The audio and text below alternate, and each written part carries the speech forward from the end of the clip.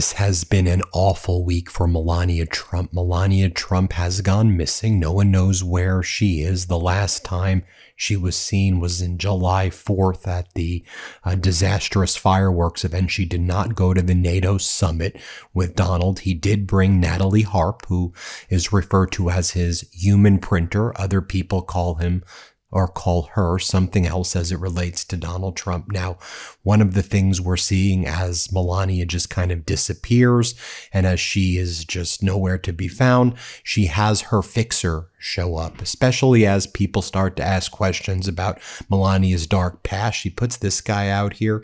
His name is Mark Beckman. He says he's the senior advisor to Melania. And you know things are getting really bad and desperate when you bring Mark Beckman out for Melania. We've talked about this before when she gave that disastrous press conference about her dark past. And she said, everything about me and Epstein is false. And if you see any emails that have my names, it's false. And Ghislaine, everything's false. There's no connection there. Then that's when her FIXER shows up, Mark Beckman. And now this is like so over the top. He just started doing his media rounds. And he's like, okay, what lots of people don't know about Melania. She's the only person who's brought peace between Zelensky and Putin.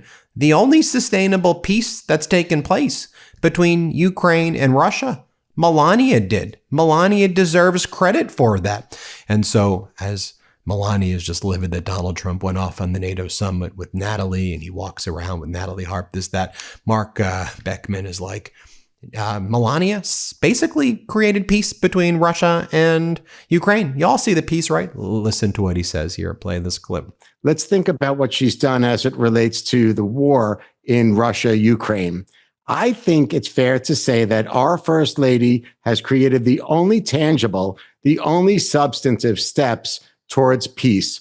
As you highlighted, she has led the charge. She and her representative have led the charge for 4 reunifications between Ukrainian children and Russian children and their families. It's a major, major undertaking. And I could tell you, I'm happy to report now that she's in the process of organizing the 5th reunification, David. And then he also said, and also, you may have seen in the movie, Melania Trump also responsible for bringing back the hostages to Israel.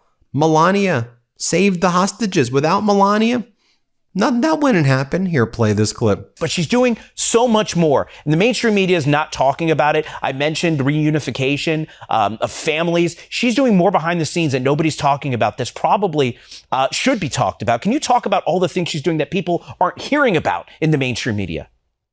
Well, you mentioned reunification. Let's start with her humanitarian efforts because they really are remarkable. First, dating back pre-administration, before the inauguration. Remember, you might have seen it in her movie Melania. She played a significant role in actually creating freedom for one of the Israeli hostages, Keith Siegel. She was in contact with Aviva Siegel. And because of the First Lady's efforts, 2 Israeli hostages who were being held in Gaza were both freed, Evyatar David as well as Keith Siegel. So that's incredible. And then I told you, right? Then on this state regime media, whatever the heck this is right here, the host is like, could you imagine what people would be saying if this was Dr. Jill stopping the war between Ukraine and Russia, stopping Russia's war in Ukraine, doing all of these? Could you imagine if Dr. Jill would get credit? First off, why do all you have to if you think you've done things that are merit applause or whatever, just stand on business, just stand on it. Why is it always Dr. Jill, former President Biden, Obama?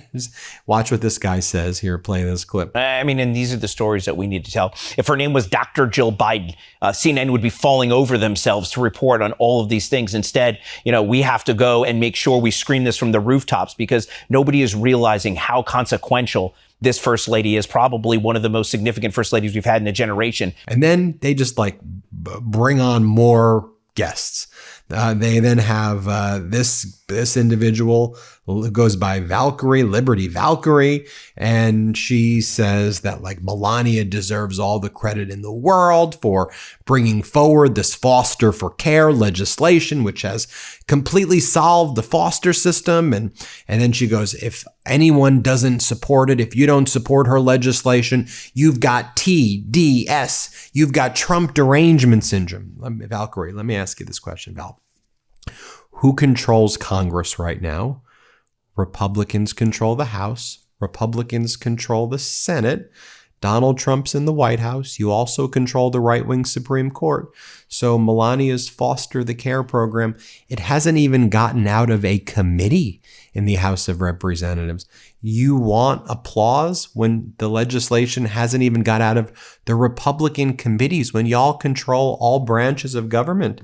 So you're attacking the Republicans for undermining Melania? Here, play this clip. And you still have politicians, because they suffered from TDS, Trump derangement syndrome, are refusing to sign off on these programs to facilitate the most marginalized community that we have in this country. And I just have to say, thank you to Melania. I have never seen a first lady put so much effort into a community that I have seen Melania put into the foster youth. There is not another first lady. You guys can Google it, you can grok it, you can chat GPT it, that has put the amount of effort and work into helping out the foster youth. And as a former foster youth myself, I was in the system since I was born, just so we're clear. In California, I grew up in group homes, moving to different foster homes. Sometimes I was lucky enough to be in with a family member, but I went through the gamut of the foster care system. And anybody that is attempting to shut down these foster the youth accounts truly don't care about marginalized communities. Then you can see, as Melania's dark past surfaces, and something happened this week that I'll share with you as well. And I think this is why they are really pushing this. Ivana was back in the news, Donald Trump's first wife. Obviously, Melania is Donald Trump's third wife. His first wife, Ivana from Czechoslovakia, whose father was intelligence for Soviet Union. There was lots of views that Ivana's father may have been spying on, for Russia. And then Donald and Ivana went to Moscow together in the late 80s. That trip was organized by the KGB. People say, it was a tourism group. It was really kind of a KGB front tourism group that helped, do this trip. Then Donald Trump had the affair with Marla Maples, and then Ivana died under mysterious circumstances. We've been reporting now on the MeidasTouch network for quite some time about Ivana's connections with Ghislaine Maxwell. Like they were like best friends, Ivana and Ghislaine Maxwell. They were very, very, very close, and they would drive around together. And, it's just fascinating because we saw Melania in emails with Ghislaine, although Melania says those emails aren't true. We saw in the emails we saw photos of Melania and Ghislaine, although Melania says that's, I guess, not true, or AI. I don't know what Melania says. I also find it fascinating that Melania has made her issue like AI for foster kids. Like that's like a big, get the foster kids the AI. They need AI. I don't know. But then she says everything else is like AI. But there was this story, Daily Beast, who reached out to an individual by the name of Beatrice, who was a 1993 beauty pageant contestant, Beatrice Cool, Miss Switzerland, who talked about how she thought that Ivana may have been working with Ghislaine, and that was out this week. So that's why I think then people would ask natural questions. Okay, well, what did Melania know? What did Melania not know? And so, you see these stories, Office of the First Lady, redefining the role of FLOTUS, a new level of leadership in the East Wing. Dude, the East Wing doesn't even exist anymore. How could there be a new level of leadership in the East Wing? It's literally destroyed. It's literally rubble. It's in a pile of asbestos right now. But even this article that was supposed to be the puff piece for Politico, that Melania's legislation has not even yet moved out of committee. Then Melania posts this photo with Treasury Secretary Scott Bessent, and it says, "Thank you, Hawaii, for fostering the future accounts. Hawaii has taken important steps forward for children in foster care. Look, I think we all need to make sure we certainly improve the foster care system. It's compassionate and empathetic that we are. That I think it's definitely a very much a noble cause. Melania wants to focus on like investment accounts for foster care system, which I think there's probably a lot of other systemic things to address before doing investment accounts. And then her legislation hasn't even got past the committee, as I note. But this isn't the governor of Hawaii. You posted a photo of yourself and Treasury Secretary Scott Bessent there. We're halfway through the year, and it's a good time to check in with yourself. Back in January, I think we all had plans to eat better and be more consistent. Some weeks I do great. Other weeks, I look up at 1 PM and realize that I've had nothing but coffee. That's just real life. That's why Huel, Huel, has become one of those things that I keep around. It's not about starting over every Monday. It's about not completely falling off when life gets busy. The ready-to-drink Black Edition is incredibly easy. I grab one from the fridge when I don't have time to think about lunch. It's a complete meal, not a protein shake, with 35 grams of protein, 27 essential vitamins and minerals, 7 grams of fiber. It's gluten-free, has no artificial sweeteners, colors, or flavors, and it's under $5 per bottle, which is a lot cheaper than a lot of coffee drinks. Then when I'm home, I use the Black Edition powder. It's 1 scoop in cold water, takes about 30 seconds, and gives you a complete meal with 40 grams of protein, 27 essential vitamins and minerals, 8 grams of fiber, plus it's gluten-free and has no artificial sweeteners, colors, or flavors. For me, that's the difference between restarting and just staying consistent. They're ready to drink for days that I'm running around a lot. The powder when I've got 30 seconds at home. It's become my backup plan for the days that don't go according to plan. Limited time offer for you. Get 15% off on Huel online with my code Meidas at www.huel.com/Meidas. New customers only, limited time, so do not sit on it. After you purchase, you'll see a quick post-checkout survey. Please take a second to fill it out. Thank you to Huel for partnering and supporting our show. Again, that is huel.com/Meidas. Also this week, Melania was humiliated by Hunter Biden. Hunter Biden was on a podcast and he talked about how Melania has yet to actually file a lawsuit against him. Remember, Melania threatened to sue Hunter Biden for $1 billion because Hunter Biden said that he had read Michael Wolff talk about connections between Melania and Epstein. And so Melania's like, I'm going to sue you, Hunter. Hunter's like, you think I care? Sue me. Sue me for $1 billion. I want discovery. I want your deposition, Melania. Let's go and have your deposition taken. So then there was this story this week as well. Ivana Trump accused of helping feed Epstein network and explosive new allegations. A former beauty queen who says Donald Trump groped her, sexually assaulted her at a 1993 pageant. That's just a few years before Donald Trump met Melania, has leveled a new claim at the president's first wife. By the way, she's buried in the back lot of Donald Trump's golf course in Bedminster, with like all of the grass growing over it, alleging Ivana Trump helped funnel young women into Jeffrey Epstein's orbit.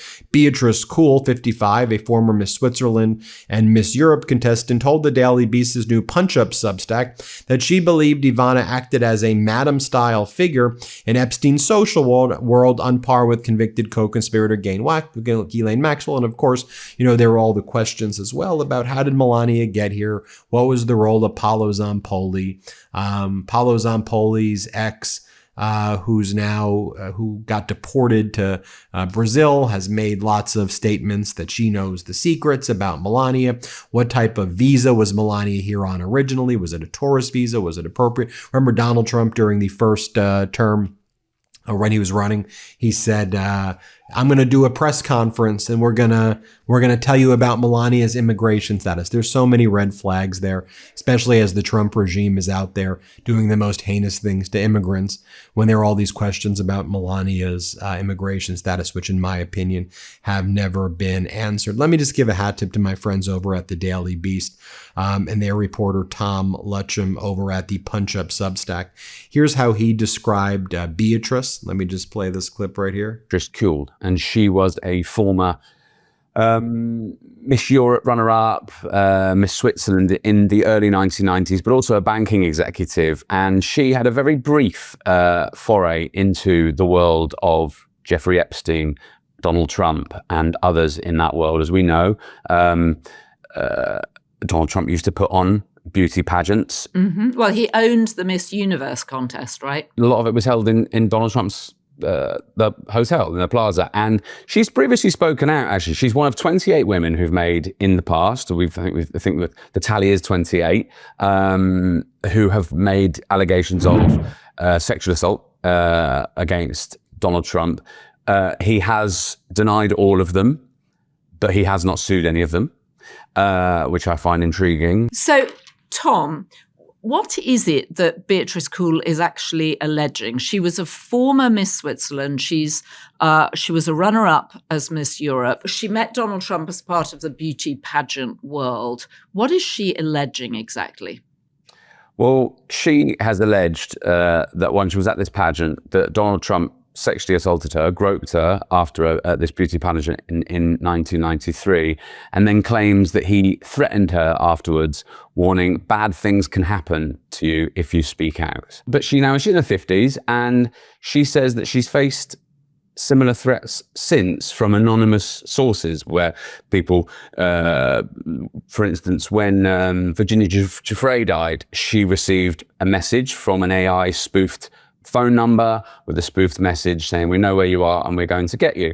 Now, we're not suggesting that Donald Trump initiated that. She says a lot of the women who have made similar allegations, and then there were 28 of them, we count, have made allegations against Donald Trump in this similar regard, have also received threats. So she says that she fears for her life a lot of the time for speaking out.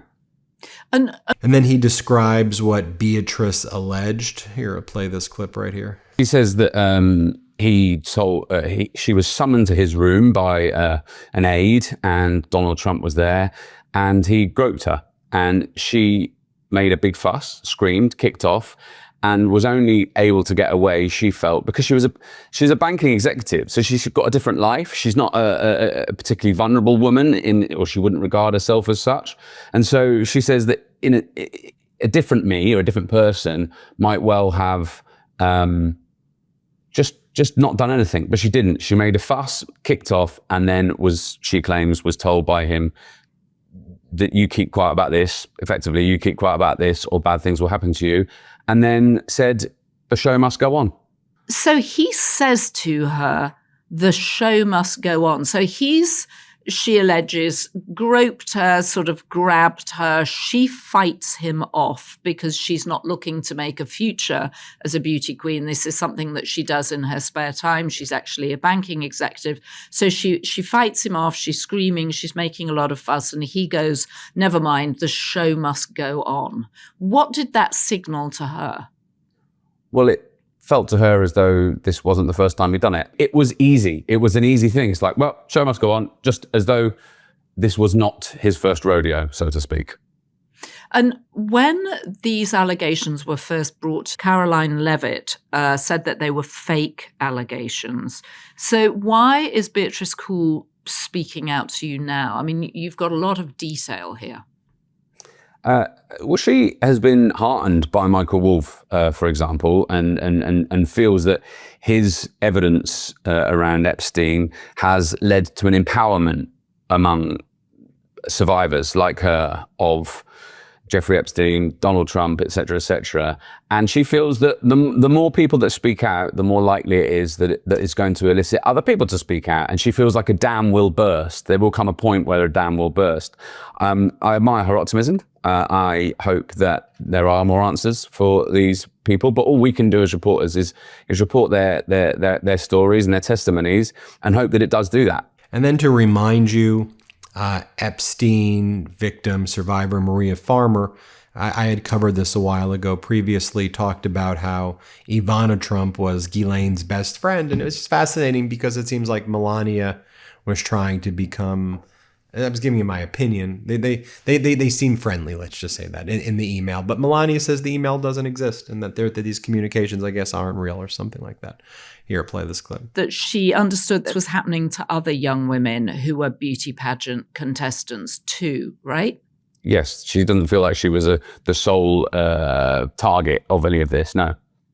And she saw that contestants were picked out from one particular project called the American Dream pageant.